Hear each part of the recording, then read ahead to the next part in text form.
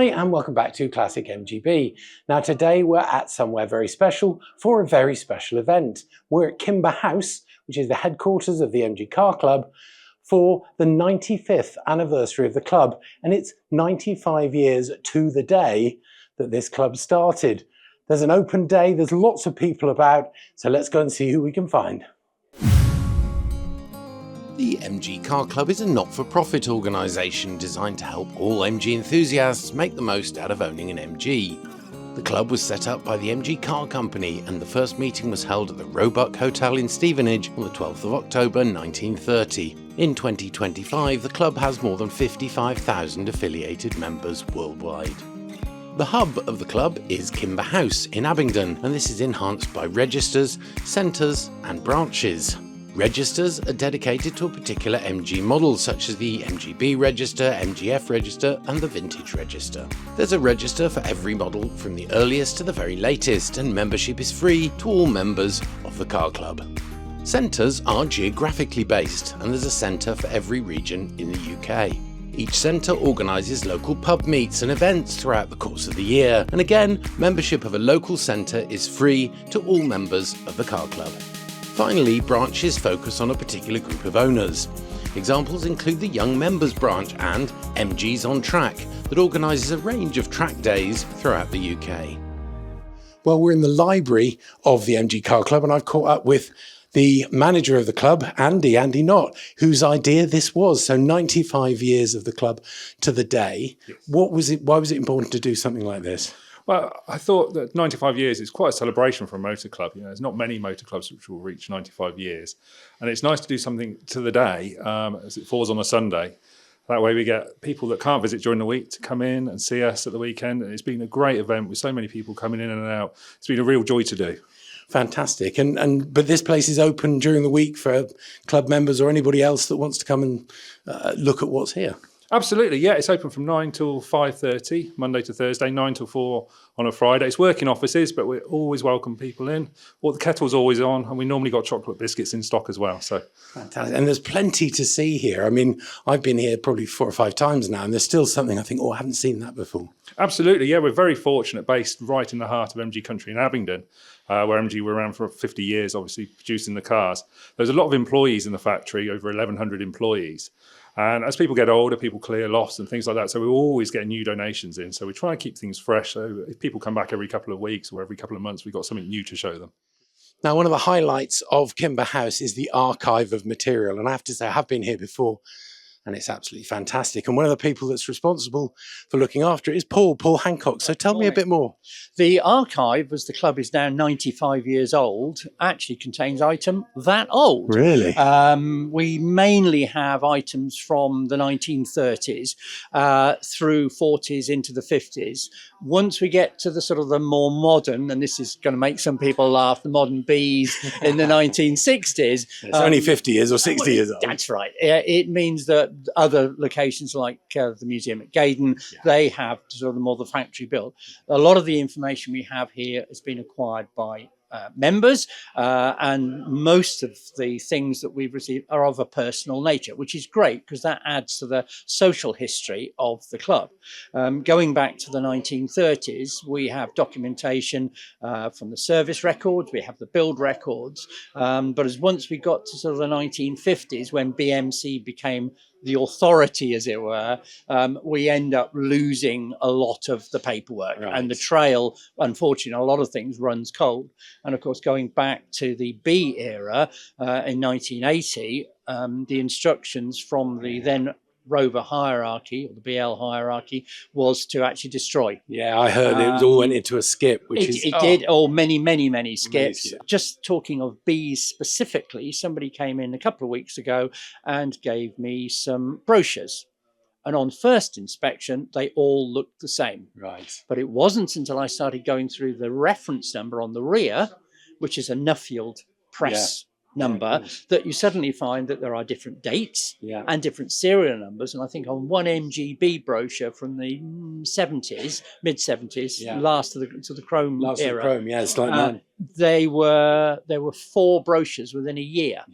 And obviously, when you looked back, legislation changes, the market changes. You have a motor show in October. Yeah. So all these little things. Yeah. Now, for an uninitiated person, it's an MGB brochure or a midget brochure. Yeah, yeah. But now we realise there are all these little changes, and it helps us when people come in and say, "I've got X, can you help me?" We can fine tune so much more of this. So tell me some of the things that are here that would interest, you know, a bee person. Yeah, one of the things we do have is we have a huge number of original press photographs, and of course, in those 1960s era, things were mainly black and white. Yeah, of course. A lot of them were taken locally. And for those of us who live locally, we can recognise pubs, houses, locations. So why go all the way to, I don't know, Lanzarote to do a car shot when you've got the River Thames on the doorstep, a mile from the factory?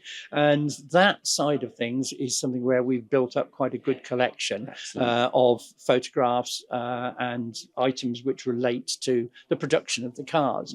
And here at Kimber House, we've still got so many memories of the factory because we are literally next door to the old office. And there would have been cars coming through Abingdon. It was very much a part of Abingdon's history, and I think because of the numbers that were built, they over that long period of time from 62 to 80, it's a big chunk of a lot of people's local history, as well as national and international history. Yeah, absolutely. But I think this archive is, you know, people, it is open to the public or members of the club. They can come and see this and look at it, and I think it's something that has to continue, isn't it? It is. It is one of those things that we're very proud of, and we're also very, very lucky in having so many things here. The open day was a great opportunity to catch up with some old friends, make some new ones, and above all, talk about all things MG.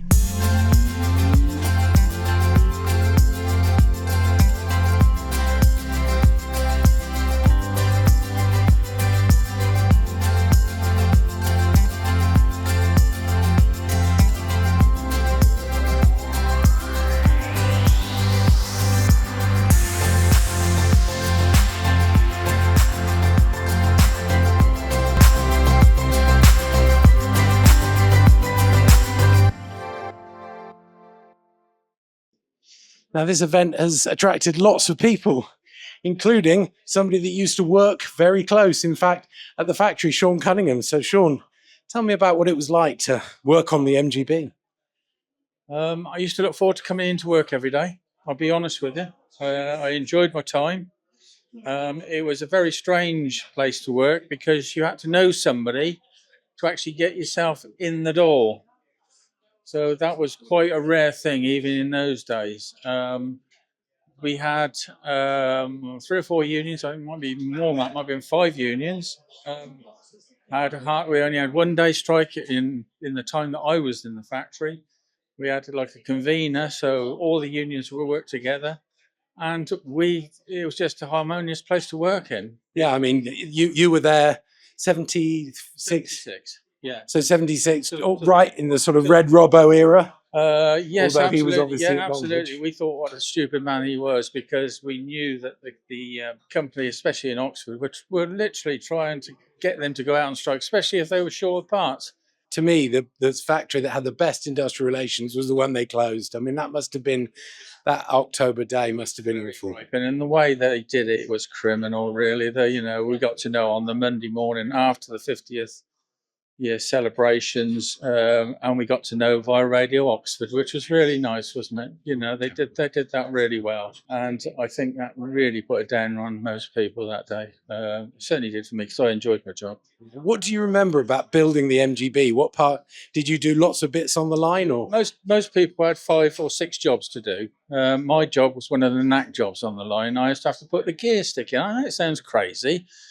But when you actually they put the engine back into the car after all the trim work's done, they have to take the gear stick out to put the engine in. And to put the gear stick back in, if anybody's ever tried it, it's a really fiddly job. You've got a nasty little bush at the end, little pink bush. No, well. And it's at an angle. If you don't drop it in at right angle, it just buckles or breaks. And it can take you absolutely ages to do. Now, I didn't have ages to do. I had measured day work, so you had to move, So you had to, as a certain knack, you had to actually drop it at a certain angle. And then it's made it even worse when you had to do overdrives because you had to try and fiddle around and try and find all the leads to. Was that's one where this overdrive switch was on the gear, top, of course, yeah. and you had to find all the little wires, and they were down in there, and you were having to try and pull them out, to fit them. It was quite a knack job, and people used to sort of push the cars up the line, as you know. If you can't finish it, they used to have rectifiers on the line, so there was rectifiers staged periodically down the line. So if you couldn't do your job through poor parts or whatever, then the rectifier would have a go at it. If they couldn't do it, then at the end of the line, obviously it went to a department called rectification, where they would try and actually put the job right. 9 times out of 10, you'd get the jobs were done. So what's your kind of overriding memory of working on MGBs at the factory? My overriding memory is the family atmosphere, to be honest. Once a year, we used to have a massive big Christmas do, which I think we used to put 50p a week in. And what ended up was we would take your wife, girlfriend, everything was paid for. They'd pick you up by taxi and take you to the event. The ladies would be given a bouquet of flowers, all the drinks and that, and the smokes, anything at that time was absolutely free because you'd paid for it. And then half time, we always used to have this session where we took the mick out of the foreman. So we sort of just dressed them up. Fantastic. And that's why it had such a nice environment, obviously. Because the management could take the mick as well. They were happy to take it. They used to give it out, but they could take it as well. So it was a good atmosphere, very good atmosphere. Now, in the car park, I have to say there's quite a lot of controversy about the Chinese-built MGs, and I notice you've got one. I have. It's the second one I've had, and I think they're a really nice car. Yes, you can say that they're not a true MG, but unfortunately, whether you like it or not, they are the future. So we need to make sure that we actually, the car club actually recognises the fact, and we're keeping close contact with these guys. It's a very, very nice car, the one I've got, and I'm really pleased with it, I've got to say. I'm not knocking it at all. 75-mile radius on the full charge now. That's amazing. It's amazing. There's no other car that can beat that. And most of the cars in its range are at least £5,000 to £6,000 more expensive. So it's a really, really nice car. And Wayland's, where I bought it from, Oxford, they are a nice garage. They treat you well. I'm really pleased to have caught up with MG legend Anthony Biddington, and who's got a lot of history with this place. Anthony, tell me a bit about it. Well, we're on the site of the old factory, which is where I almost grew up. From the age of about 5, I've been coming here because my dad worked here running something called the show shop, which ran the press cars, and any odd cars that used to come in would always go in there. It was a nice little haven. Interesting job. It was. It was always open on a Saturday morning when the production lines were quiet, but you could sneak in there, and I did, and have a lovely time. Super. And of course, then I was a student during the 60s and desperately wanted to race. Of course, everyone did. Of course. And I managed to borrow his MGB, which is an Express MGB, for a race at Silverstone, and it just went on from there, really. Dad, can I borrow your car to race around Silverstone? Yeah, well, it was a bit better than that, because he very trustingly got me on, I was 19, I think, got me on the rota to be one of the test drivers when the MGC was being developed. Right. Which meant going up to Silverstone and just pounding around the circuit for day after day, trying to see what would break. Being an MGC, not a lot did break. And anyway, that I learnt my way around the circuit. So when I came to do my first race, not unsurprisingly, I won it by a mile. Right. Being a handicap. That's interesting, though, just before we go on, about the MGC, because it was criticised a lot for bad handling, something to do with tyre pressures on the press launch. But, you obviously drove it probably more than most. It did quite a bit, but just the trouble is, of course, you just drive around it. It did feel a bit front heavy, Right. and you felt that the tyres were doing a lot of work. but it wasn't bad at all. I didn't know what all the fuss was about because Right. I've always had to drive around Yeah, shortcomings in cars. But it obviously had the torsion bar suspension rather. Yeah, no, I thought it was great. I mean, obviously, I was a bit more used to MGBs, but no, we were just there to do a job and see what would break, and really nothing did. That was very helpful because it meant that when I came annoyingly to the factory trying to get a few bits out the back door occasionally opened and I could have a few bits. Right. And so with that, I managed to build up a sort of a race MGB. Right. So I raced quite seriously for the next couple of years, doing just as many club races as I could. Right. So what do you remember about racing MGBs? Because obviously most of the viewers have an MGB, I would think, and most of them don't drive them in anger. But obviously driving them in competition is completely different. I have a race MGB at home. It's a historic spec, but it's not very nice to drive on the road, to be honest. No, I mean, we drove the marathon MGB, and how Gene Denton and Tom Boyce drove that thing for 10,000 miles, I have no idea, because we went round the test route and that was enough for me. Is it really? Really hard, yeah. Yeah, well, really hard. That car was at Mugello when we did Mugello. They did it at the same time. And yeah, that sort of spec, it's got to be. So what other cars do you have, other MGs? Well, I've got the Le Mans MGA Twin Cam. Nice. Which ran at Le Mans in 59, 60 and 61. Wow. So that's a bit special. I'll bet it is, yeah. It's insured for a few quid, I should think. Yes. The insurance premium does keep me awake at night sometimes. Yeah. And also the fact that I store it in an old wooden barn on a farm. What was the address of that? Well, it makes me think, did I turn everything off before sure. So I've got that and race it occasionally. I've raced it at Goodwood Revive or Le Mans Classic this year. Yeah. And it's a lovely old thing, which I try to keep absolutely as original as possible. So that and my MGB, Homo 70, are the only two MGs I've got. I've got Renault 4 and my Cooper Formula Junior single-seater. Oh, nice. And you race that still? I still race that. Now, we've got a bit off the subject of MGBs, but what makes the MGB special, do you think, for people? Practicality, all the boring things, affordability. I'm very glad still to own one and still race it. I was very lucky to grow up in an era when, yes, you could have an MGB and really drive it to its full on the roads.